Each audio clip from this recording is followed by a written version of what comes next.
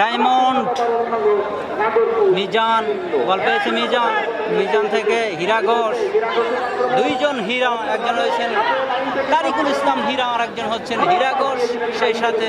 বাড়িয়েছেন ওই সহকারী খেলোয়াড় 4 নম্বর জার্সিদারি খেলোয়াড় লম্বা করে বাড়িয়েছিলেন, কিন্তু না যাত্রায় সতীর্থ খেলোয়াড় না থাকায় বল পেয়ে যায় গোলাম সরোয়ার তরকা, ব্যাকপাস করে দিয়েছেন, ওখানে রয়েছেন মামুন, মামুন, মামুন থেকে ইলিয়াস, ইলিয়াস একটি সেন্টার, কিন্তু না ঢুকে পড়েছেন আবার আরিফ, আরিফ, আরিফ, আরিফ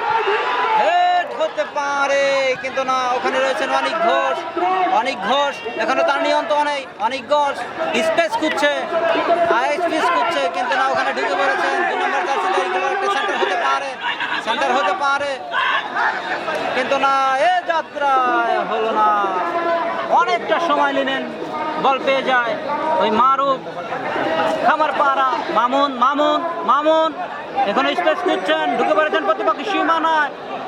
ভালো মাপের একজন প্লে মেকার মধ্য মাঠে, সেখান থেকে ভাবছেন কাকে দেওয়া যায়, ছোট্ট করে বাড়িয়েছিলেন ইলিয়াসের উদ্দেশ্যে, সেখান থেকে রিচার্ড, স্টফার, ইমো